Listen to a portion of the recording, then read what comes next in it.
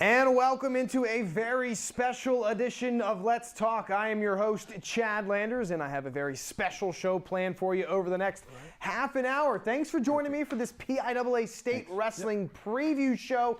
Assembled some of our excellent team of wrestling gurus, so let's throw it on over to Bryan Kast to introduce our expert panel. Bryan? Namaste, Chad. We got Jan Minnich on my left, Andy Fasnacht on my right. State wrestling aficionados, both of them, gentlemen. How we doing? Thanks for having us. Yeah. Looking forward to it. It's a special time. We get a little giddy this time of year. It is. Yeah. It is. Jan and I, we were just talking in the back. Like, this is the premier wrestling tournament, high school wrestling tournament in the country. There's no question. Period. It is. Yeah, and it keeps getting jacked up to new levels, too, because of the interest now. Well, obviously, Penn State wrestling's been interesting for a long time, but they've taken it to such an extreme now. And it's kind of ironic, though. Now, almost all their recruits are coming from outside of the PIAA. You know, if you look and see who they're, I don't want to take too much time, but almost all their top recruits are kids who are not wrestling this weekend. So it's kind of, as long as they keep winning, that's all I care. No. Yeah, exactly. In the Division I bracket, we printed them out. We were looking at them. A lot of so many PA guys, though. Yeah. PA, we go everywhere in the country to wrestle, and collegiately. So we're going to run through some brackets. Chad's got them over at the super screen. Right. And we're going to talk about them. So back to Chad. Let's get them started here. I just want to point out that we do have 7 local wrestlers in the PIAA State AAA tournament, 10 total from the LL. We will hit every single bracket that they're in. And of course, we want to start right at the beginning with 113 pounds. That is where you will find Mannheim Central's Will Betancourt. We color-coded things a little bit here for you to make it a little easier today. So when you see highlighter yellow, that is our local LL guys. When you see highlighter red, that is the rest of District 3. You will see 4 guys from District 3 in every single bracket. That's how it works nowadays. So that is how it is. So Mannheim Central's Will Betancourt, 113 pounds here. It would look like one of the favorites on the bottom part, and there is a big dog on the top, Ryan Sullivan, and then a whole lot of other great wrestlers in here, Bryan. So certainly kind of break this down for us and tell us what Will is going to have to go through here in a good shot, we think, to get on the podium. Yeah, for sure. There's a lot of great wrestlers in his half of the bracket. An 8th place finisher, 6th place finisher, 5th place finisher. And Sullivan at the top was runner-up last year to Doug Zapp, who moved up in weight. But Will's got his work cut out for him, but Jan has the state rankings for wrestlers. What's Will looking at from your rankings there? Well, according to PA Power Wrestling, they have him 3rd. I got to tell you, I like his chances. He's in a great spot in the bracket. If you look back at that, where he's at, and he's the only undefeated 113-pounder in the bracket. So, however, Ryan Sullivan was a runner-up last year, and they have him ranked number 1. They have him the favorite to win it, but you just got to stay hot. And there is one thing about I'm always leery about having an undefeated guy in the state tournament, is that they haven't tasted defeat, and sometimes that's enough just to keep you hungry. So always like to see a late season loss by one of the local studs, just to kind of bring them down to earth and ground them, and have them reignite that fire. Sure.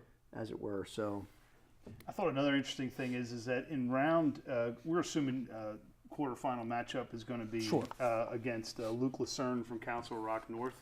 I believe that's the same guy who knocked him out of the tournament last year. Yep. So again, different weight class. Was 106 last year. So, Jan, do you think that's a factor? I mean, do you think that's a mental thing? It could be, not always against you from your own personal perspective, but just it works both ways. If you're tough enough mentally, that might be your redemption kind of cause, your cause for that. But on the other hand, if your opponent knows he beat you, there's something to be said for that too. So, do you remember what style Lucerne was using to beat him last year? I can't recall that match off the top of my head. Yeah, I can't either. I think by Will's own admission too, he wasn't wrestling his best in states last year, and I think if he's right, if he's where he needs to be, he's going to be very tough. And if he gets past Lucerne, potential matchup in the semis with Frankie Benura from Moon, who Will lost to last year. in states as well. So a couple, like you said, a couple redemption matches possibly here later in the bracket. So yeah, it's going to be keep an eye on Will, because it could be a lot of fun this weekend. No doubt. All right. Yeah, I was drawing on it over here for you guys. This is kind of what it sounds like a little bit. Excuse my handwriting, but yeah, you were talking about Luzerne and Will there, and then out further, Benora and Will. What was Benora ranked in the state you mentioned? Well, he lost to Sullivan in the regional final, so I assume he's number 2, right? They have him ranked at 2 right now. Yep. And Will's 3. So that could be a really big one for Will there. I got Will going to the finals against Sullivan, so that's Saturday night, Hershey Park. Don't miss it. Right, Jay? Sounds good. Okay, well, there you go. 113 in the books. Let's head on over to 120 pounds, and that's where we will find Cocalico's Josiah Gear right over here. Cocalico sending 3 guys to the state tourney this year. So there is where Josiah Gear in the bottom half of the bracket here, away from Doug Zapp, who is a returning state champion, but certainly will have his hands full with Shane Hansen-Ashworth. I like how you've mastered the art of the super screen there, Chad. We're working on it. We're working on it. Yeah. Yes, I mentioned Zapp earlier. So yeah, state champ. Okay, here he is. He's moving up in weight. And this bracket is, I mean, any bracket is pretty stacked, Yeah, but there's some heavy hitters here. We talk about a tough first-round draw there for Josiah. And Dave Byrne shared this information in his article this morning. What was he, a 2-time, Jan, did you see that? 2-time, this guy's a 2-time prep champion, which I wasn't even aware. Yeah, I did see that, And yeah. his loss total, everyone looks at, that guy's got 10 losses, until you really break down those losses and take a look at what they are. Yeah, he a lost. A bunch of them were forfeit losses. Yep. Apparently he had some kind of something happened that, I think one of them was to a Cocalico kid, but he didn't wrestle him. So we don't know the full circumstances of those forfeit losses. And in regionals, it was ultimate tiebreaker to loss to Zapp. So your top seed and your, one of your favorites. Yeah, some other really good kids he lost to too. Yeah, so super close. Very deceptive record there. It's a very tough. Yeah, you're right. Yeah, but you know what though? He'll fight hard against anybody. I mean, I wouldn't count him out at all. It's his 3rd trip to the state tournament for Josiah Gear, and so he certainly got the experience. And hey, he's a senior. This is his last ride. Well, that's what I was going to say. He's a senior, and he knows this is it. And sometimes, you just see people at this point in their career, they sometimes just catch lightning in a bottle. And we were at the regional tournament district tournament 2 weeks ago, watching him. I mean, we're right there, like 8 feet from him, coming off the mat, and he goes into this pretty wild and intense drill session, coming right off the mat. So he's a really intense kid, really pulling for him. Hope he can make the podium.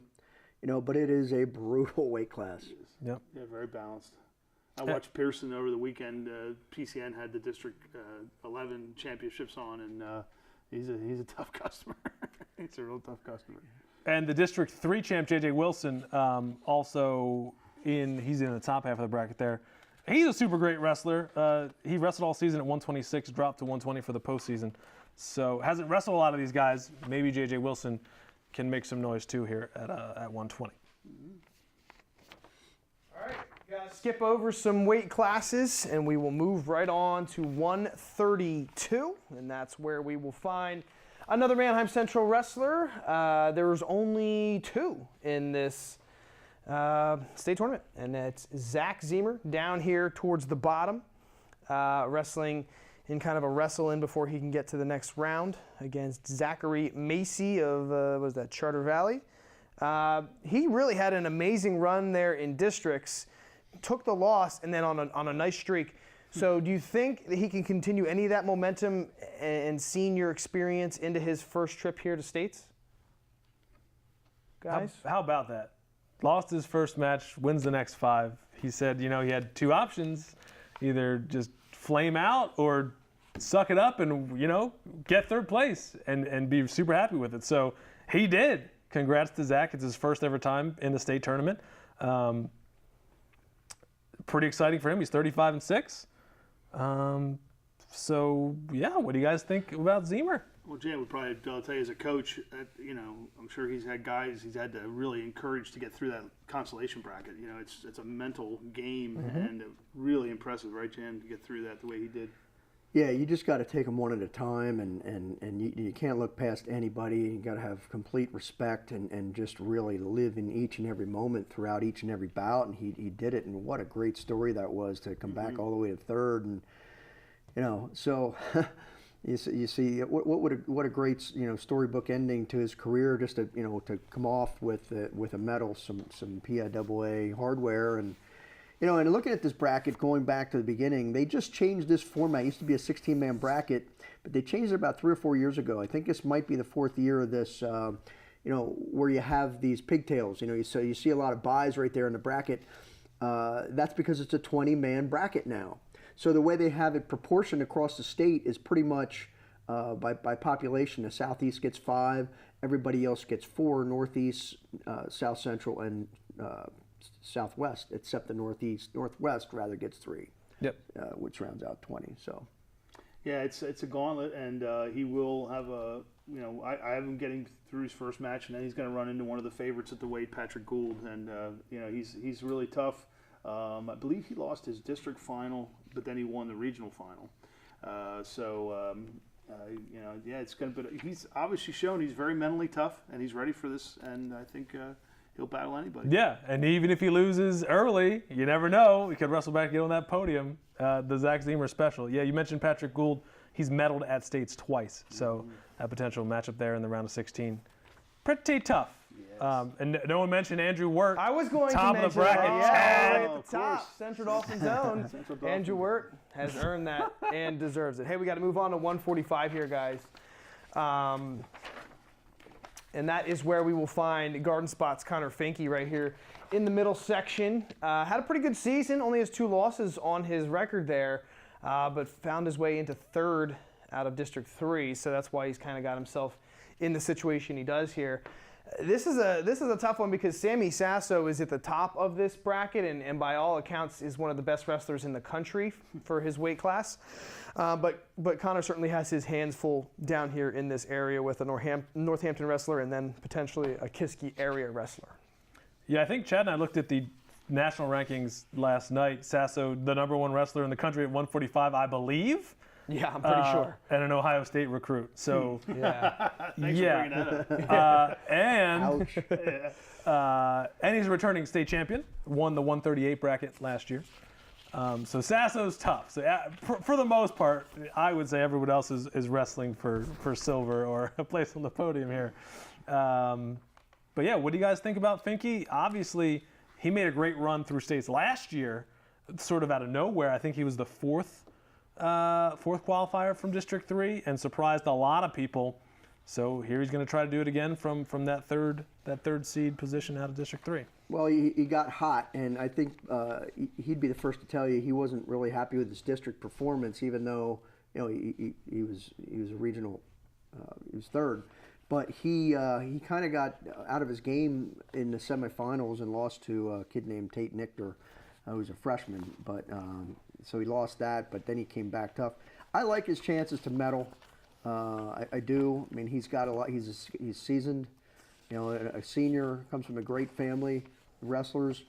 So I like his chances to make maybe say top 6. He's going to have to work for it though. But Sammy Sasso is a cradle machine. He cradles people in his sleep. I mean, he might bet people like, hey, I'll this kind of cradle on this guy and this kind of cradle on that guy. I mean, he's just a cradle mongrel. and my buddy and I go up to states every year, and we love watching guys like Finke work their way through. When they get in that consolation bracket, they're the ones who just always compete. Yep. And I'm with Jan. I think he's gonna be on that. I really feel strongly he can be on that medal stand. We hope he does. Absolutely. Yep. Chad, we have to break. We do. We got to take a break here, guys. We've gone through a bunch, but we need to step aside, and we have a lot more to cover when we come back. So stay tuned. We're only halfway through here on our PIAA State Wrestling Preview Show. Thanks for joining us here on a special edition of Let's Talk, and we'll be right back. All right, welcome back. We're here doing our PIAA State tournament bracket breakdown for AAA wrestling. We've gone all the way up to 160 pounds, where we have another LL wrestler. It is AJ Wilson of Salenko, right there in the middle. Finally wins a district title there for him, and certainly in a pretty good bracket here, although right at the top we have got, it's 42-0, Brian. Yeah, 9th in the country is Carter Starochi. So chalk up maybe a spot in the finals for him already. AJ Wilson, we said it on the district preview, was this year he finally put it all together. He's been snake bit so much in the past, and it was. He wins the district title. I mean, momentum's on his side now. Yeah. Sky the limit for AJ Wilson?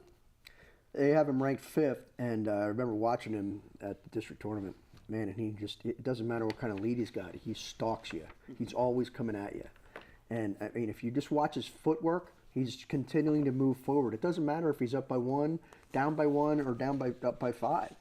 I like that style. I got him in the semifinals, so and it's going to come down to him and Hartman from Bell Vernon, so we'll see. That's my opinion. Each one-loss wrestlers, but like his chances for top 5, 6 at the least. Yeah, love it. Okay, we're moving on to 170.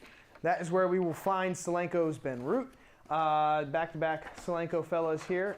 Ben didn't get the district title, 28-2 record, but still, I think, a very accomplished wrestler, and depending on how things shake up here, could go pretty far. What do you guys think? Yeah, I mean, Salenko, they haven't had a real threat since Thomas Haynes, probably, in the state tournament. I don't know what year Ronnie Perry was around too. Around the same time. Yeah. But here's two guys that could do some damage, I feel. And Root, he is in the top half of the bracket, which is a problem because you've got Hidlay up there, Trent Hidlay, number 2 in the country, NC State recruit. So he's going to be tough, but hey, to be on the podium, I think definite shot for Root. Like his chances, but for wrestling fans, you want to keep your eye on this Hidlay guy. Yeah. His brother was Hidlay, by the way, won a state title last year, and his brother won the year before. But his brother is a freshman down in North Carolina, undefeated, and he's one of the top guys going into the national tournament. Wow. Undefeated freshman. Keep an eye on him. Yep. And his name is Hayden Hidlay, as opposed to Trent. They're beasts. Yep. Yeah, they're true beasts. Yep. All right, Brian. The last LL wrestler that is not one of our local guys is at 182. It is Carter Hasson. Then I'm Township. Just real briefly wanted to mention his name. We do unfortunately have to skip by that, but he is in there with top seed Josh Stillings from Penridge. At 195, though, I want to talk about that because that is where we're going to find Calico's Ben Fromm, who has had a pretty spectacular season, 36-4. Didn't get the district title that we maybe thought he would, but certainly is right in the middle here against a Nate Stein character. And I don't know, what do you guys think? How many rounds could he get out here? Well, I got to see Nate Stein wrestle on, again, thank you PCN for bringing us the District 11 championships last week, and that was a week behind because then they had regionals this weekend, but they're always telecast week behind. But I saw him defeat Spezza, and apparently he beat Spezza again this week in the regional final. Both very quality guys. Stein looks like he's pretty dynamic. He might be a pinner. So tough match there, but Ben Fromm's a high-quality guy.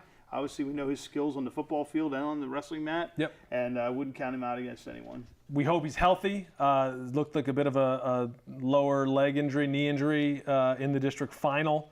Certainly could have contributed to the loss there. So we hope he's okay. Took the 2 weeks to get healthy, and if he's healthy, Jan, a lot of confidence in Ben. Yeah, I do. He has 4 losses as opposed to 2 for Stein, but he's had 2 weeks to hopefully recover, heal, and have fresh legs for this tournament. So plus he medaled last year. He took 8th. So Ben, we like your chances. I like your chances to come back with another medal again. So go get him. You betcha. Yep, and Ben won 2 matches in the States last year, both by ultimate tiebreaker. So he has a lot by his grit. Right? Yeah, flair for the dramatic, right? Yeah, Ben's teammate here getting in this year. As I said, 3 Calico Eagles into this state tournament at 220 pounds. Joe Beringer down here all the way towards the bottom is going to have to do one of those dreaded pigtails to work his way in. But again, congratulations to him in his senior year to get into states. Yeah, and practice partners, there's your practice partners for him and Fromm in the room. Fromm told us, I think, in the preseason, this guy's state caliber and stays healthy. And, I mean, he's dealt with some injuries during the season and dealt with some injuries at the districts. But, again, well, real strong, tough guy, and Yeah. he's gonna, to be honest with you, that until you get to the kid from Shippensburg, who's a monster, there's I think there's winnable matches there for him. There really is. Yeah. I wouldn't be surprised. So let's see what he can do. Really pulling for him. I mean, they don't even have him ranked in the top 30, but he is a quality guy. He's a quality wrestler. Incidentally, they have Evan Clark ranked 11th, and he didn't even qualify. So I felt like Evan should have been in this tournament. He got a raw Evan deal. had a tough draw. Yeah. He did. All right, well, speaking of Warwick wrestlers, as we head to our final bracket here, it's gone by really quick, but we are at 285, the big fellas. Lots of really good guys in here, which is nice to see. And, of course, in his senior year, Ryan Stewart for Warwick has had one fantastic season and just ran up against some really good wrestlers with a 36-3 record for Stewie here. And, I mean, there are some minefields in here for him, but certainly would like to see him go a couple, get maybe 1 or 2 wins in this tournament.